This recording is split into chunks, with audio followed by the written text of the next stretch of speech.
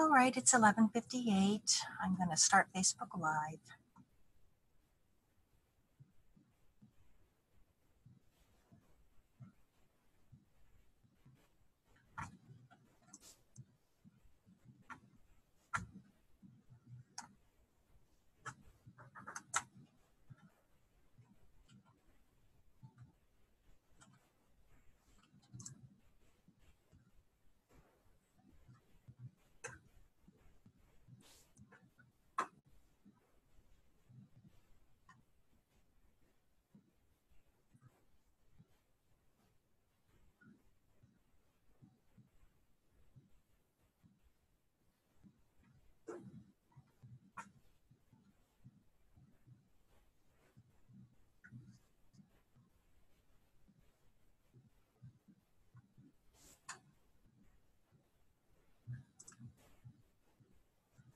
And it's 11:59. I'll start broadcasting in 30 seconds.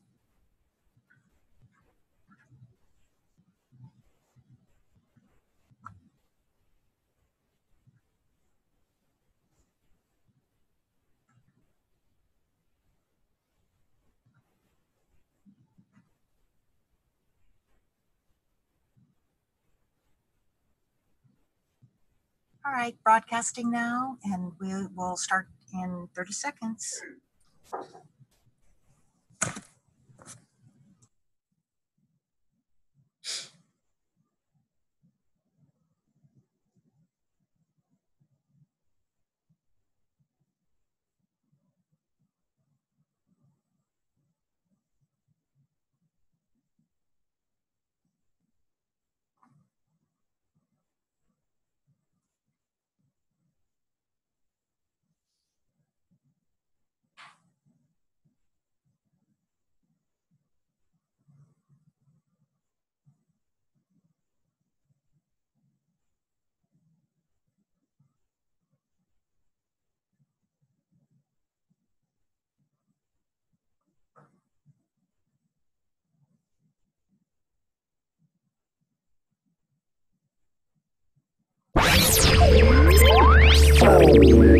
Hello, and welcome everybody to the National Trends in Disability Employment, or nTIDE, Lunch and Learn Series. Just a few housekeeping items before we begin. This webinar is being recorded. We will post an archive of each webinar each month on our website at www.researchondisability.org/nTIDE. This site will also provide copies of the presentations, the speakers' bios, full transcripts, and other valuable resources. As an attendee of this webinar, you are a viewer. To ask questions of the speakers, click on the Q&A box on your webinar screen and type your questions into the box. Speakers will review these questions and provide answers during the last section of the webinar. Some questions may be answered directly in the Q&A box. If you have any questions following this recording, please contact us at disability.statistics@unh.edu or toll free at 866-538-9521 for more information. Thanks for joining us. Enjoy today's webinar. Welcome, everybody. This is Deb Brucker from the University of New Hampshire's Institute on Disability. Thank you for joining us today. We've got a great program, so let's jump right in. The nTIDE Lunch and Learn occurs at noon Eastern on the day that the nTIDE report is released each month. The nTIDE Lunch and Learn is a joint effort of the UNH Institute on Disability, Kessler Foundation, and the Association of University Centers on Disability, AUCD. The Lunch and Learn is part of the Rehabilitation and Research Training Center on Employment Policy and Measurement, which is funded by the National Institute on Disability, Independent Living, and Rehabilitation Research, or NIDLE. Next slide.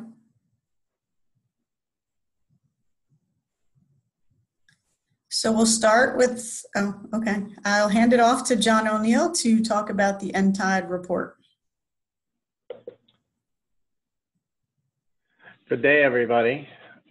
Next slide, please.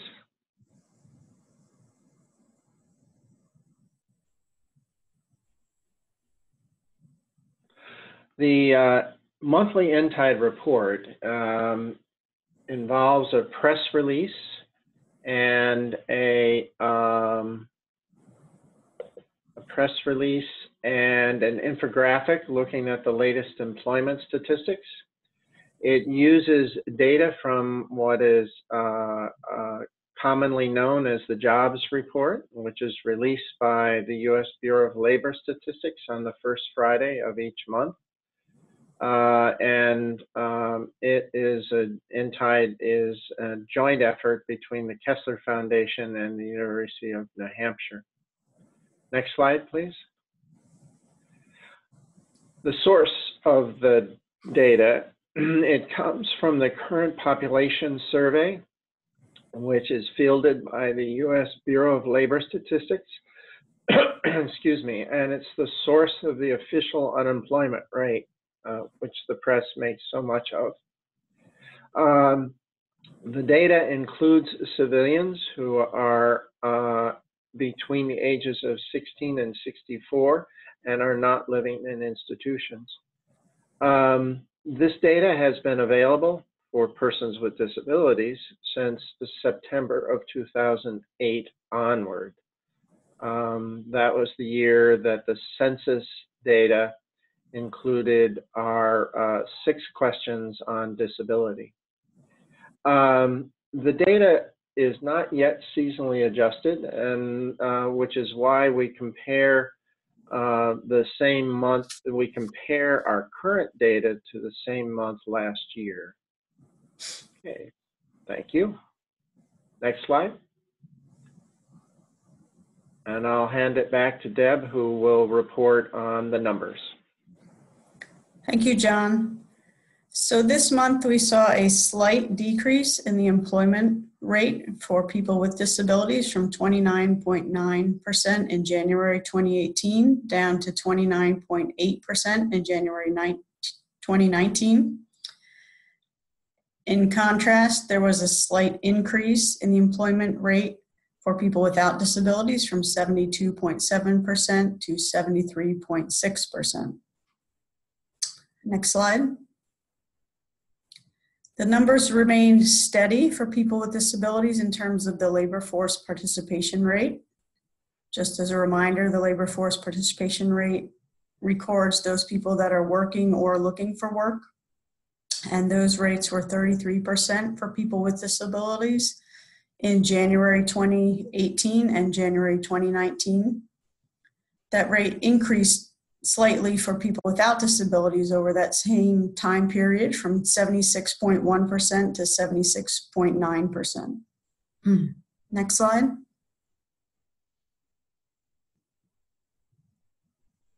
Next slide. So this is just, excuse me, a graph that shows the changes, and it also demonstrates the gap between people with and without disabilities in terms of employment since 2008, as John mentioned, when we first were able to measure this for people with disabilities compared to people without disabilities. Next slide. And this just shows a trend line, excuse me, of that same data showing a larger increase in recovery for people without disabilities after the recession, whereas people with disabilities have had a slower recovery from employment after the recession. Next slide. So I'd like to hand it over to Denise Rozelle from the Association of University Centers on Disabilities for some nTIDE news. Hi, everybody. So why don't we go to the first slide? We actually have some good news this month, which is all very exciting in terms of federal policy. I have talked with you about money follows the person for the last several months. Maybe it'll pass, maybe it won't, maybe it'll be included in the continuing resolutions, maybe it won't. Well, the answer is it did pass this time. Yeah. It's in the Medicaid Extenders Act. There's a 3-month extension.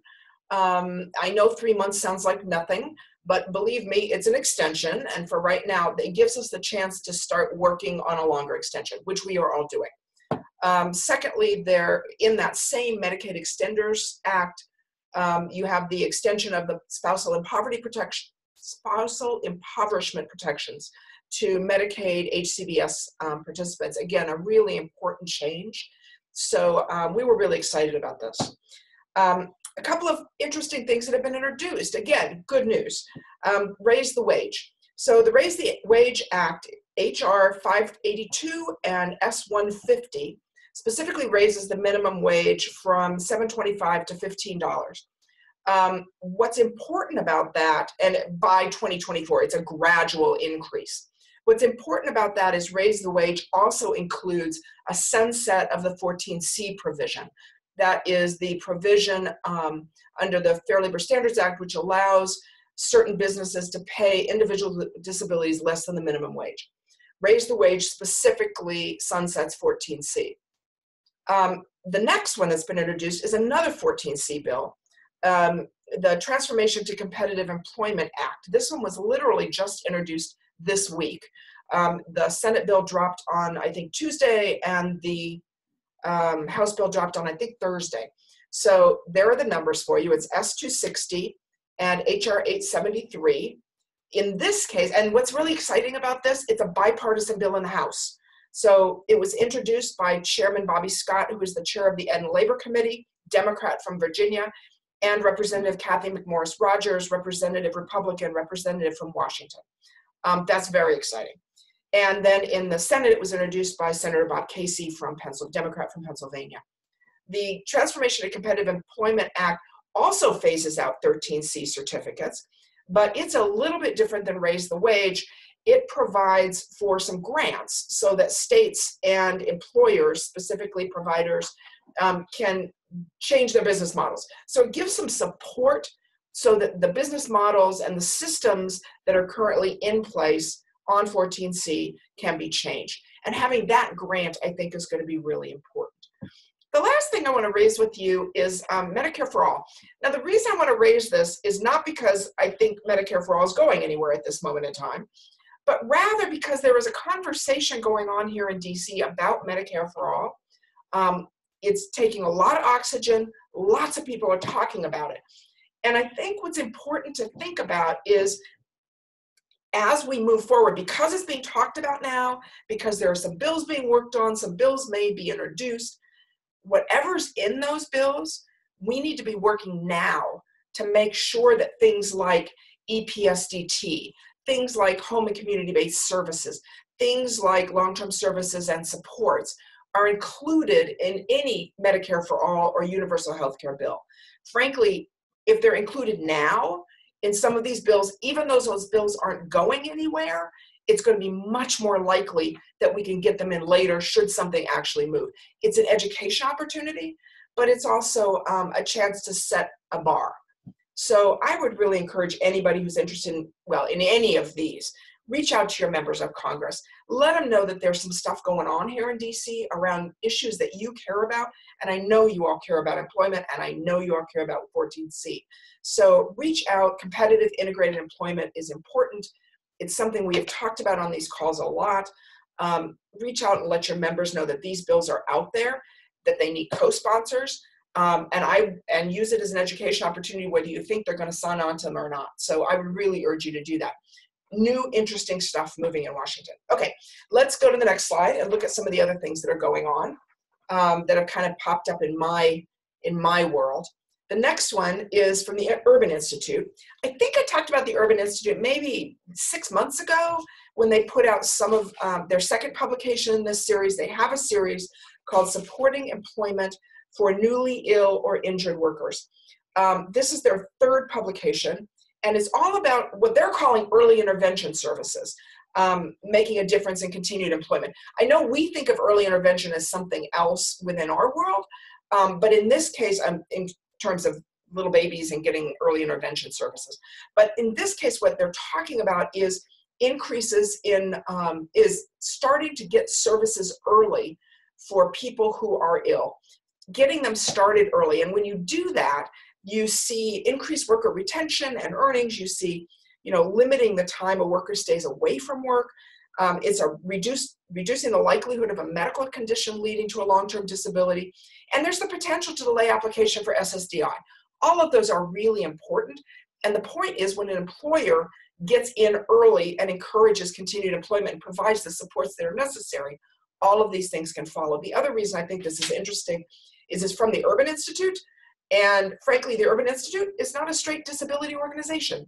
It is an organization that looks across the board at poverty, at all kinds of things that are not just disability. And I think it's helpful when there are those out there who are not necessarily from the disability community talking about these issues. And the fact that they've got a whole series going is really important. Next slide. There are also a couple of blogs from the Urban Institute, and I've given you the link for those on the next slide, which we'll get to in a minute. There are a couple of blogs, both of them by Jack Smulligan, there it is, from the Urban Institute, about what this means. And what really interesting, emphasizing the equity gaps created by the voluntary employer-based delivery of these early intervention services and what that means. So, obviously, folks in higher paying jobs are getting more of these from their employers than folks in lower paying jobs. And what does that mean? And how do we address that? So all of these from the Urban Institute, I think, are really interesting, and the links are all there for you. Okay, next slide. The next one I've got is a new resource from the Lead Center and National Disability Institute. It's on, as I'm sure you all know, nTIDE has done a lot of really interesting things around financial empowerment, around ABLE Act, around all kinds of financial literacy and education.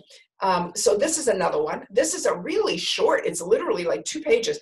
I talked to you before about things that I just print out and stick in my file so that I have them. This is another one of those. It's 2 pages. There's some great links. It's not that it goes into great detail on financial literacy, financial education, financial health assessment, but and benefits planning. It's not that it goes into great depth on those, but it gives you some great links. So I would really, this is another one that I have printed out or that I've saved actually because I want the links so that I have it when I need it. Okay, next one. Supported employment and mental health. Those of you who know me or have known me for a long time know that I really like things that have been done. I'm a state geek. I'm a policy geek, but I'm a state policy geek as well. And this is talking to key health officials in 5 specific states about supported employment and mental health inequities in minority populations. It's done, again, it's done by NASHP, which is the National Association of State Health Policy Directors. And they are, again, they look at disability issues clearly, they're state health policy people, but it's non-disability specific. So again, what's the value of work?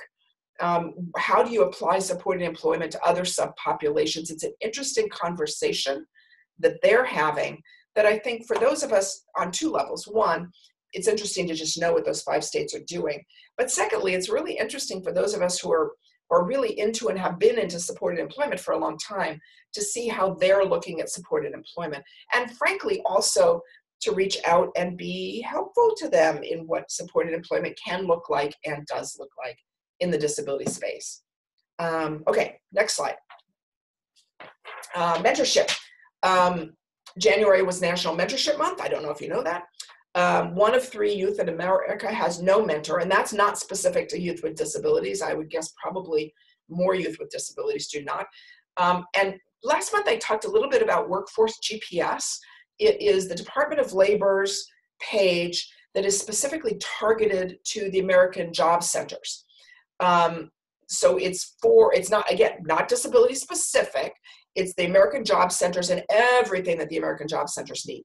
So this one is specific on mentoring for folks with disabilities that is on that site. It's from ODEP. Some of the materials are from ODEP. There's research. There's the business case for mentoring, which I thought was really interesting. And the fact that, again, if there are things that we have that are on mentoring around disability that we can feed into them, I think that's really important. But just to know that the AJCs have this kind of information and it's being provided to them, I think is important, and we can really support that. Plus they're really good resources. I urge you to go look at them. Okay, next one, another GPS, another workforce GPS piece. So this is another one where I hope that people will reach out. How might we ensure individuals with disabilities experience seamless customer service across WIOA programs? That is the question that Workforce GPS and their customer service cohort are asking right now. And if anybody knows the answer to that, it's us and the people on this call. So this is one, go to the link, look at it, and get involved in the conversation. It is a cohort. It's kind of a community of practice. Get involved in the conversation. Let them know. They are promoting the ADA Center and Transcend kind of toolkit that they've already developed. But I think they're looking for information. And this is one where we have that information. And getting into that conversation, I think, would be really important. Okay, almost there. The survey, next slide. This is a survey. Please share it widely. I got it from the folks at the Center for Leadership and Disability at Georgia State. It's on the use of wireless technology to gain employment. They are looking for, and it's open, like you see, who is it open to? Professionals, parents, guardians, individuals with intellectual and developmental disabilities. How long? 10 to 30 minutes. Share it widely. And there's a survey that kind of prompts ideas, how to use wireless technology to gain employment. Again, I'm guessing a bunch of people on this phone call have a lot of ideas about this and good experience with it. Next one. A couple webinars coming up this month. I've talked about career and tech ed a lot in the last few months, particularly after the Perkins bill passed Congress, that while people with disabilities are clearly eligible for career and tech ed, we often are not included in those programs. So this is the career tech ed study in Oregon. It's a case study in Oregon, how they're using career tech ed. I'm going to sign, and particularly working with youth with disabilities. And I thought it was just interesting. I'm going to sign in and listen in. It looks like I didn't provide a link for that. So I will get the link and send it out. Go to NTAC. It's an NTAC sponsored event. So go look at NTAC and they should have it up on their website. If you don't, you can email me and I'll give you some information. And lastly, I think next slide, there's a webinar on ACA. This is one Mathematica's doing on new evidence of ACA's effects on people with disabilities, health insurance, employment, and benefits. What I like is that they're talking about employment and ACA together. That's a big deal. You know, how did what ACA accomplishes help with employment? And I think they're going to, looking at the questions they're asking, which are up there on the screen, you know, how is it associated with changes in employment among adults with disabilities? They've looked at those and they're going to share that data. And I think anything that we do that shares the conversation about ACA and employment is a good thing. Plus, Mathematica has done some studies on this now, and my guess is the data they will be coming out with will be stuff that we can now use in conversations we're having about employment with employers, about health insurance, about ACA. So that was another one that I'm signed up for. Next slide. This is just the save the date for the State of Science coming up in 12 days here in DC. The link is there. You can register. You can do it online. You can come in person. All of this on the phone will be there, and are really looking forward to it. Okay, so the next thing we have today, I'm thrilled, we have an interviewee today. Alec Frazier is a disability rights advocate. He directs his own firm, Autistic Reality. He's a public speaker, author of books. He's the managing editor of Stories for All. He's got a lot of really good information to share. I'm going to shift the camera a little bit so you can see both Alec and I. Let's see. There he is. Perfect. And I'm going to lean in a bit so that you can see both of us. Perfect. So we're talking with Alec today, and I'll tell you there's a couple of more slides following this one, which will be included in the download, so you can download it. We're not going to go and give more information about Alec and his Twitter handle and emails and websites and all that kind of stuff. So I encourage you to look at those afterwards. I'm not going to go through them specifically because I want to use the time we have with Alec to actually talk. Hi. So, hey there. Hey. Alec, tell us a little bit about your disability. Well, I actually have quite a few. I have autism, I have bipolar, I have OCD, I have sensory processing disorder, and finding work due to autism has been difficult at times due to lack of, well, not getting social cues and things like that, but luckily that's mostly in the past. I actually am very proud to have these disabilities. I consider them experiences, and I consider them things that can teach me valuable lessons. Cool, thank you. You started to say, but why don't you talk a little bit about your job history and maybe how your disabilities had an impact on that? Yeah, autistic people tend to take things very literally. And so whenever we apply for a job, we think that we've actually gotten automatic in with the, well, people who take things literally. You know, when I was going through vocational training when I was much younger, they always said, fill in the application, do a killer resume.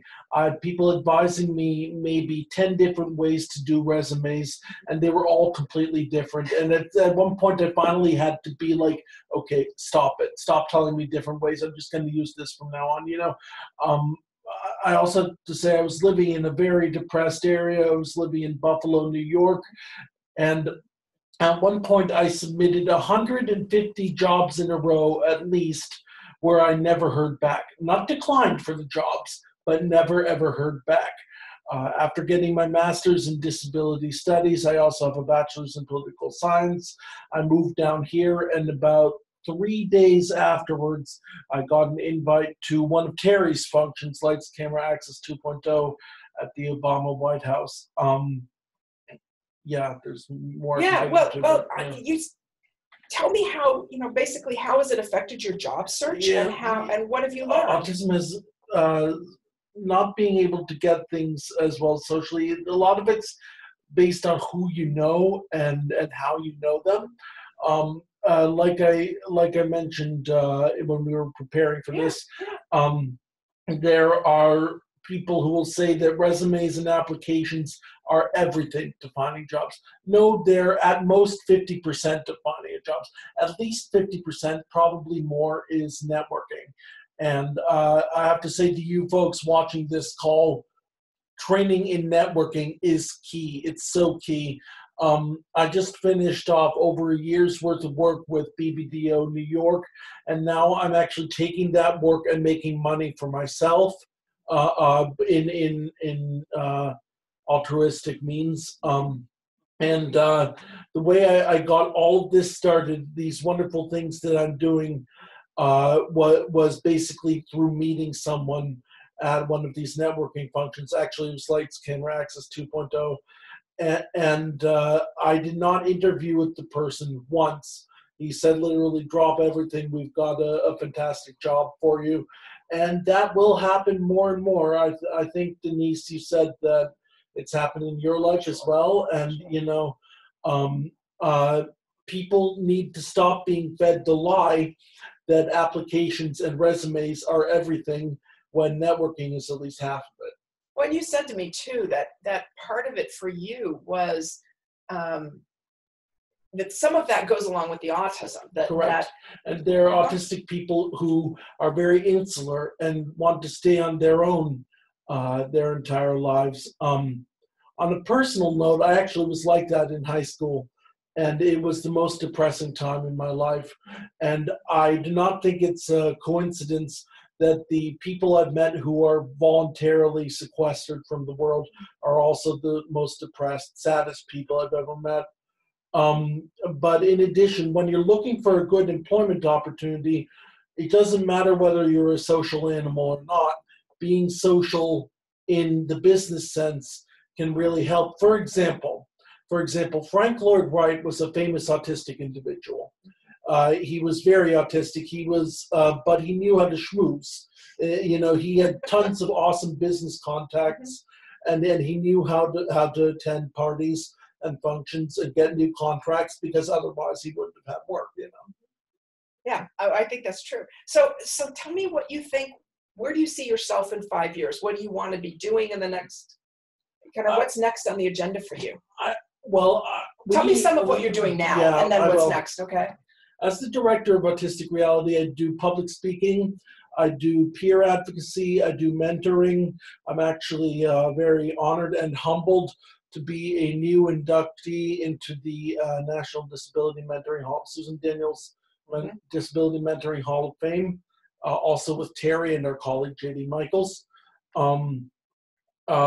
I do, actually, because I have this book, Veni Vidi Autism, it's a series of reviews, pop culture pieces, disability studies, writings, essays, etc. And I speak about that at a number of shows that I go to. I just gave a talk on how to write nonfiction at a writers' conference. I also end up meeting with a lot of cool people like Marvel Editorial, and I have an action figure in the works. I'm not kidding you. And I want to be an action figure. You know, and I have I actually have and I go to Comic-Cons a lot, and I help give panels on autism and creativity, and I give other solo panels. And of course, the big thing that I'm doing right now that I'll continue doing for the foreseeable future is something called Stories About Us. It started at BBDO New York, and now it's going to slowly become my baby. It's getting authors with disabilities published. The publishing world has often been exclusionary towards the disabled population, and I will provide a clearinghouse to get these authors published, and and we're not just talking short stories or poetry, although that's included. We're talking about entire series of books. Where do I see myself in 5 years? I want to become a speaker, not just nationwide, but maybe even globally. I want to provide pop culture expertise at other bigger shows, but especially I want to, yes, what is BBDO? BBDO is the world's biggest and oldest advertising firm. Forgive me, I don't know what BBDO stands for, but they were actually, they're so famous they were mentioned in the TV show Mad Men. Okay. They were founded in 1895 and continue being arguably the best in the field. And they hired me for a year or so productive program, and I spun off, as you would say, in the business sense, and ended up doing that stuff on my own afterwards. J.D. Michaels was at BBDO at the time, and now we continue working afterwards, even though we both left. So yeah, I see myself continuing, but I want to stay grounded. I want to stay humble. That's important. Yeah. I guess the only thing I would say, what advice we have another minute, what advice do you have for folks who are folks with disabilities, or for the folks who are listening, who are those who are working with folks with disabilities to be employed? What advice do you have?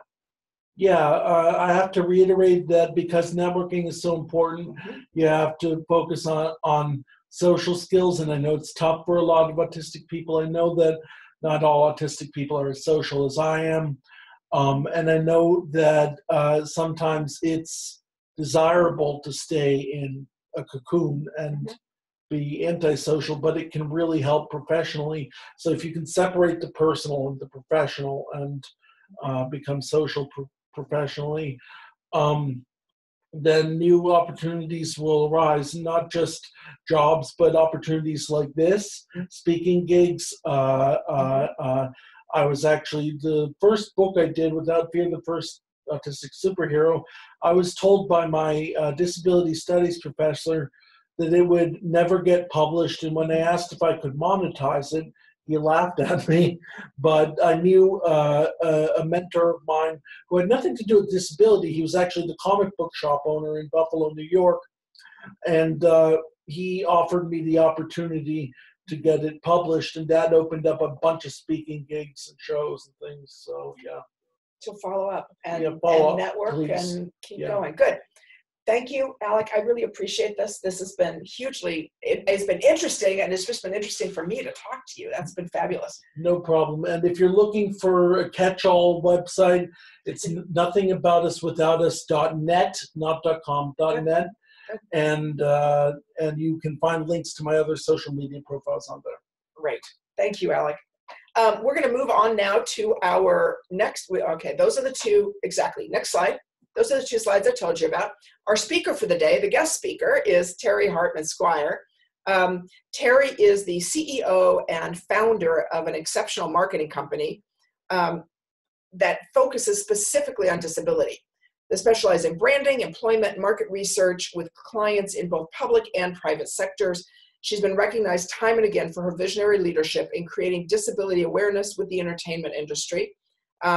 Just recently, she also was inducted into the National Disability Mentoring Coalition and Hall of Fame along with Alec. So Terry, and I've known Terry a long time. I'm really excited that you're here, Terry. I'm going to turn it over to you. Thanks, Denise. Okay, I'm holding in front of the screen a clapboard, and this is used to synchronize sound and picture in media. And I'm going to open it up, and you're going to hear a clap. And what it says on it is nTIDE. The directors are Kessler, University of New Hampshire, and AUCD, and the date is February 1st, 2019. So first of all, we want to thank you very much for this opportunity. Alec, literally, figuratively, you rock. And thank you for talking about employment and people with disabilities in the media. Next slide, please. Next slide.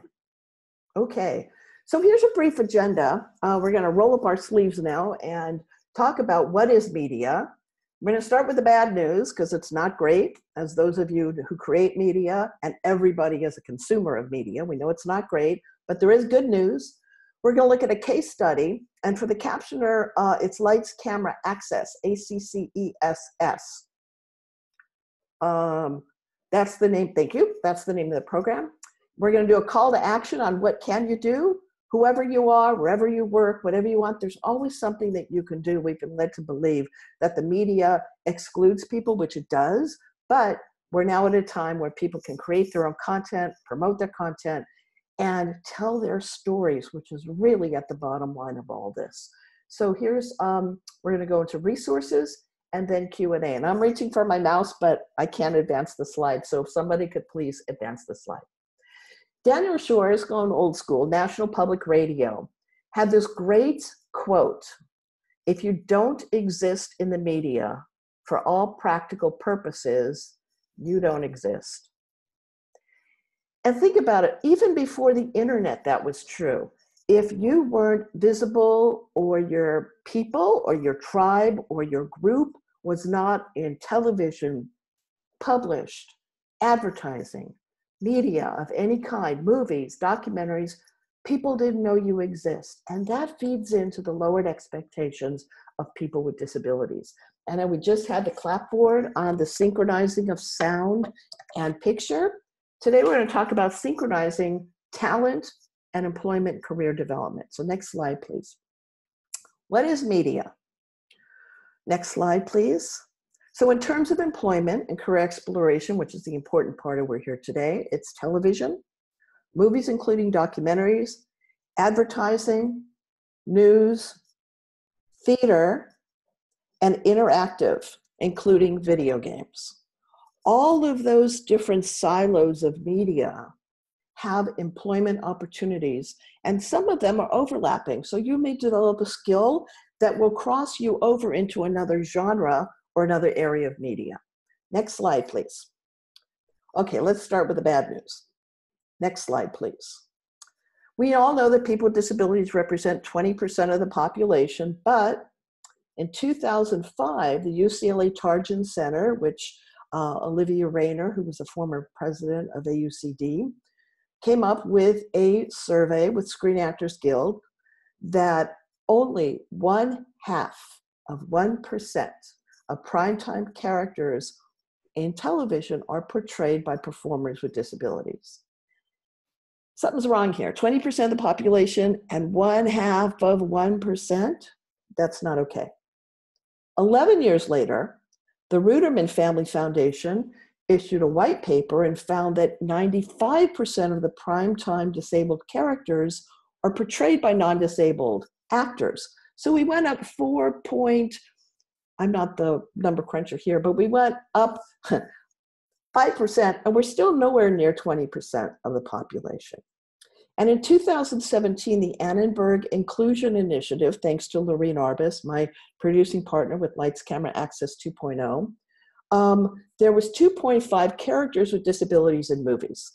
Now, looking at media as an employment sector, like you would retail or computers or medical, media is critical because, as we know, this sector has a powerful impact on attitudes towards people with disabilities in the workplace, in the marketplace, and in communities. And those products, I'm using air quotes, that are created that we call media are spun out to large, small, and personal screens around the world. They have an impact. Next slide, please.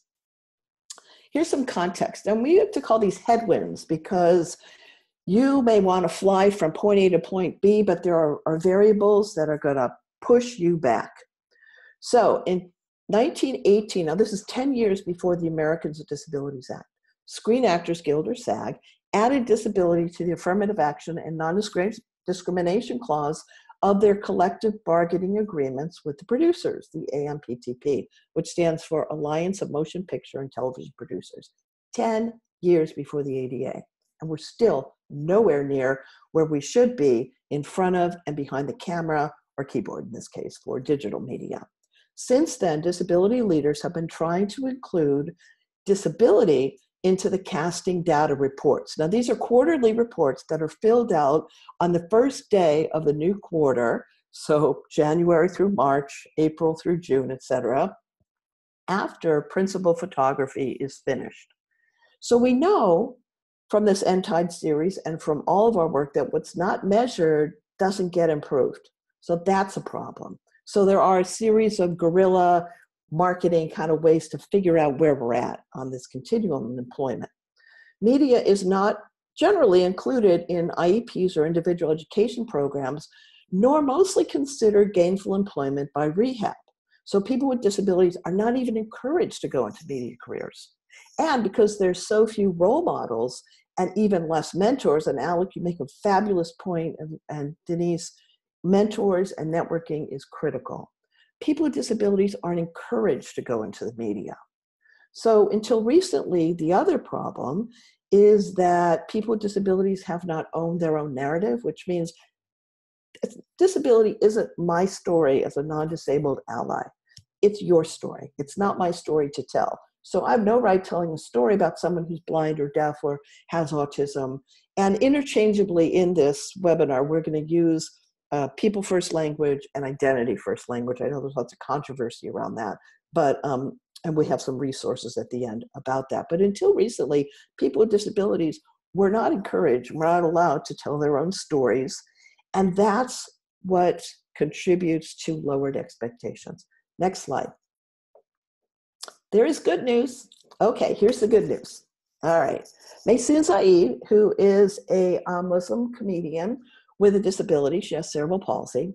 Her TED Talks has over 10 million views. And we'll include the link in the resources after this, in the archiving of this webinar. 10 million views.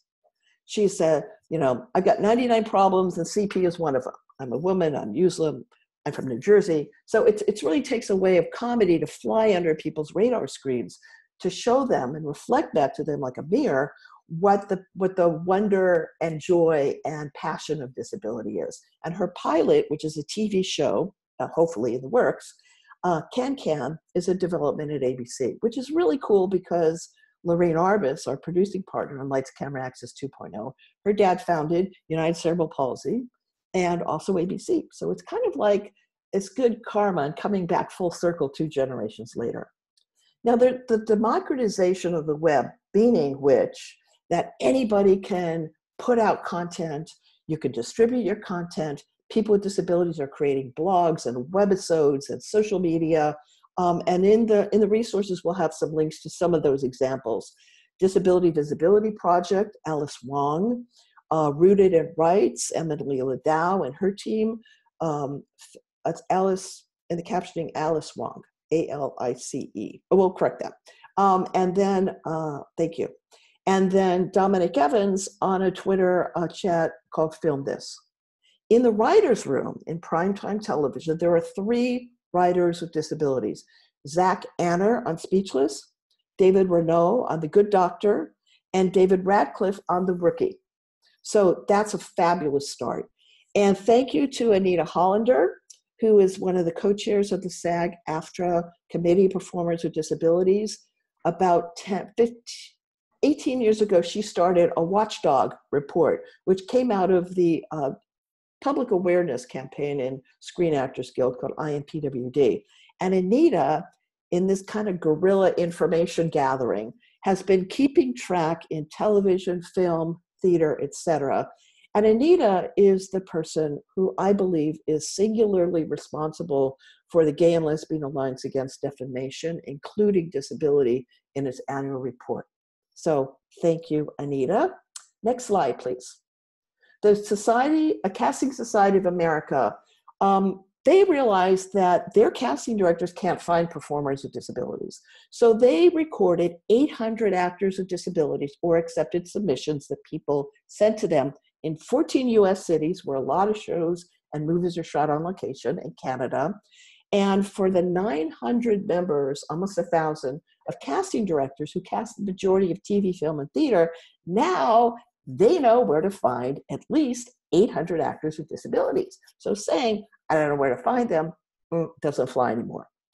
Warner Media, Warner Brothers, which was acquired by AT&T. We know AT&T has a fabulous track record of creating accessible and usable products and services and employing, recruiting, hiring, and advancing people with disabilities. They acquired Warner Brothers, and Warner Media is the first to add disability into an inclusion rider, which, as no surprise to anybody on this webinar, it was usually for gender and race and ethnicity, not disability. But they took the bold step or role, and they said, no, disability is part of diversity.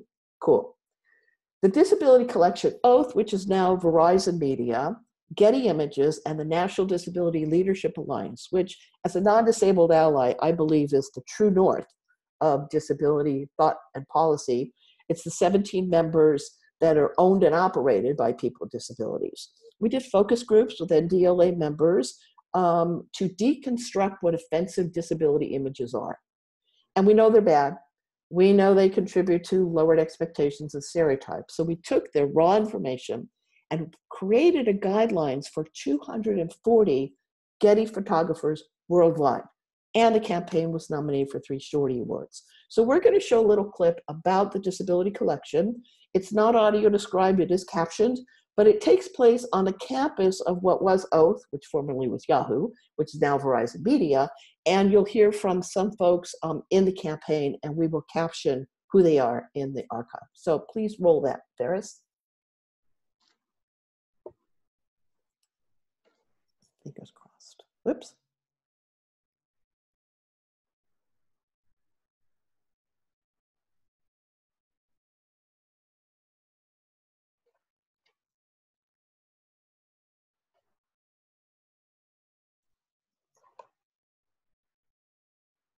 This is called radio silence, and sometimes technology does not work in our favor. So in the interest of time, may we post this to the website? I'll take that as a yes. Okay, let's move on. Sure. Okay, Thanks. thank you. Thanks, Deborah.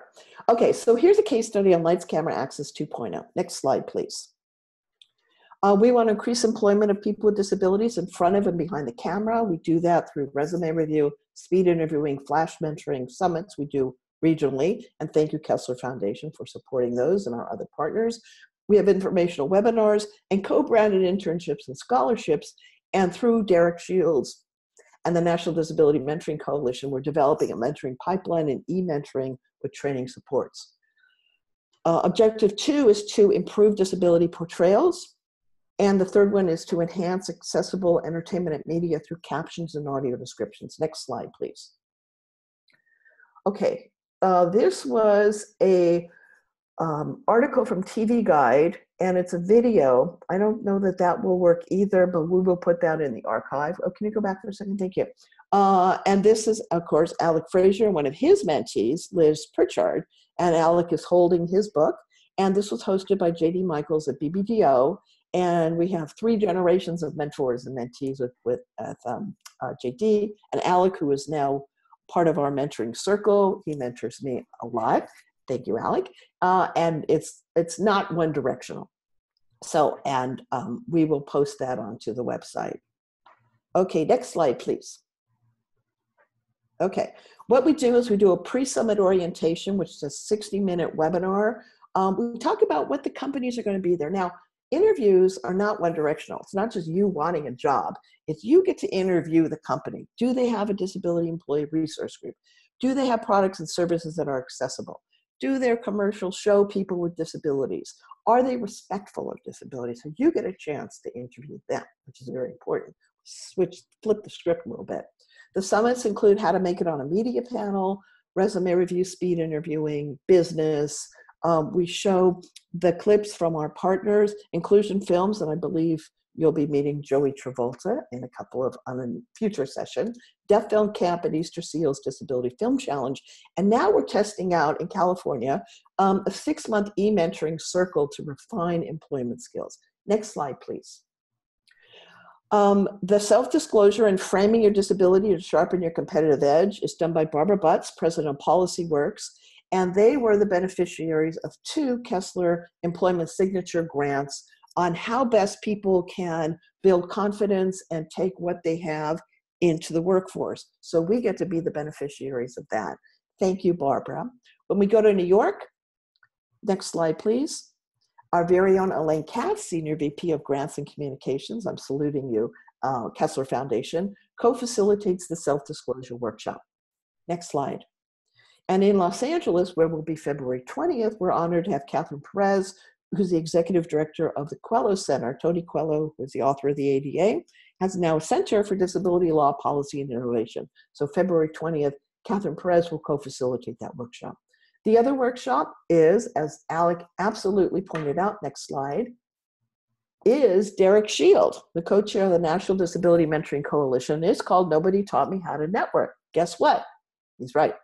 So we do networking workshops and mentoring, and the co-facilitators of that, when we're in different cities, next slide, please, is Isha Patel in New York, who's with LinkedIn. Next slide, please. And in Los Angeles, when we did this with the California Transition Alliance, RJ Mitty from Breaking Bad co-facilitated that, and Sean. Next slide, please. We have over 100 strategic partners. We won't go through all of them for time.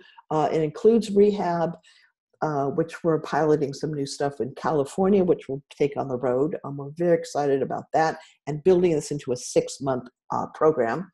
Like the Chicago Mayor's Office, Deaf West Theater, DisBeat, which is the ADA Legacy Project's kind of resource for journalists on authentic disability issues, unions, industry associations, disability organizations, etc. Next slide, please. So, call to action, what can you do? Now, next slide, please. We know on this call, the foundations are on the call. So within the parameters of your mission, there are some great examples. Kessler Foundation funded the College to Careers work through PolicyWorks, which we adapted for the media. Supporting Lights, Camera, Access 2.0. The movie Concussion a couple years ago was to raise awareness about CTE research and head injuries. And also, let's not forget nTIDE, because I forgot to put it on the slide. The Ruderman Family Foundation, the white paper we talked about at the beginning as identifying a snapshot on what the problem is. After that was followed up with a studio roundtable. We issued a TV challenge to 151 pilots and series over 39 delivery platforms. Not just ABC, not just CBS, not just NBC, but Yahoo and HBO and Amazon and Netflix and all of those delivery platforms, broadcast and streaming. And we have a link in the resources to the results of that. Thank you, CBS. Thank you, HBO. Thank you, Fox Studios, for what you've done. A Yale Acting Scholarship, et cetera, and an Award of Excellence for the National Center on Disability and Journalism. New slide, please. Next slide. Mitsubishi Electric America Foundation was the lead support in Intelligent Lives, opening doors to education and employment with 4 15-minute transition films and additional resources. And they support a great group in Los Angeles called Exceptional Minds, which are post-production career development for autistic youth. The Ford Foundation has brought Judy Heumann on board, one of the founders of the disability rights movement, as a fellow to do a convening on disability in media that will result in a white paper coming out soon. The Koala Center we talked about with a symposium on disability in media, disability in technology, and they will be convening a roundtable and a white paper soon. Next slide, please. If you're a corporation and you're out there, or someone you know works at a corporation, please work with your ad agencies. Alec mentioned BBDO. The B, the B, the D, and the O were the 4 founders, which is really important. Leo Burnett. Some agencies are doing some fabulous work, but encourage them to cast authentic actors with disabilities, no cripping up, and models of disabilities, and in strategic marketing collaterals and on your websites. Now, you know where the actors are through the Casting Society of America. We know through the Disability Collection where the models of disabilities are. So there's no reason why you can say, I can't find them because they're there. And also there's a great commercial, the Super Bowl, coming out by Microsoft, which really beautifully showcases inclusion and kids with disabilities and gaming. And that's all I'm going to say till you watch the Super Bowl on Sunday. If you're in an academic institution, a disability rehab organization, veteran serving organization, please encourage your recent grads, your students, youth, veterans, and civilians with disabilities that they really can pursue careers in the media. Developing mentoring circles and peer mentoring and e-mentoring. Alec is right, it's absolutely key for those pre-vocational and vocational skills to build your pod, your peers, your community, that you can really have supports from. And if you or someone you know is interested in the media, check out Lights Camera Access 2.0. The deadline is February 8th for a February 20th event in Hollywood. In New York, we're coming April 3rd in collaboration with the Real Abilities Film Festival. And on May 17th, next slide, please. We're going to be in, oops, okay, go back one. Oh, that's okay, back. Oh, okay, we'll be in Silicon Valley at the Computer History Museum. Next slide, please. Resources. Next slide, please. These are just a few in front of the camera, behind the camera. There's no links on here. The links will be in the archive version. And we're also going to have resources on research and how people with disabilities frame language, which is really important, and visuals, which is important. Next slide, please. Oh, here it is. Silicon Valley will be hosted by the Computer History Museum, and that's on May 17th. Next slide, please. And that's being supported by the Disability Media Technology Alliance, Computer History Museum, and Mountain View Chamber of Commerce. Silicon Valley is the epicenter of accessible technology. Next slide, please. Okay, so before we go into the Q&A, I'm holding up a dream catcher. A dream catcher is from Native American culture, and what it does is it catches your nightmares in this webbing. So it's a round circle, it happens to be purple, my favorite color, with feathers on the bottom, and bad dreams get stuck in this webbing, and the good dreams go through this little hole in the center which has a couple of beads on it. So what we want you to do, if you or someone you know has a disability, dare to dream. There's no reason why you cannot develop a career in media if that's where your passion is, that's where your goals are, and we are building a community to help support you. You get to determine your career, not anybody else. So don't buy into any part of someone telling you you can't do it. You can, and we'll support you in doing it. So now we're going to move on to the Q&A. Any questions?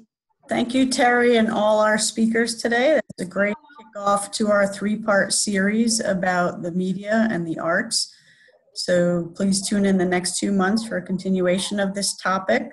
We have a couple of minutes left. If anyone has any questions, you can type them into the Q&A that you'll find at the bottom of your screen if you're viewing, and also on Facebook.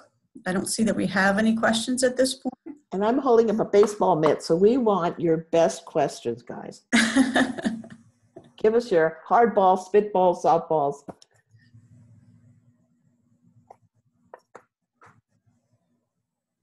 There is an opportunity afterwards if people have questions, since there are a lot of resources that we've thrown at everyone today. They can contact us, and if there are specific questions we can forward to Terry or Denise, we will do so. And Alec? But I want to thank everyone for their participation today. Thank you. Thank you. Do you want to go to the next slide?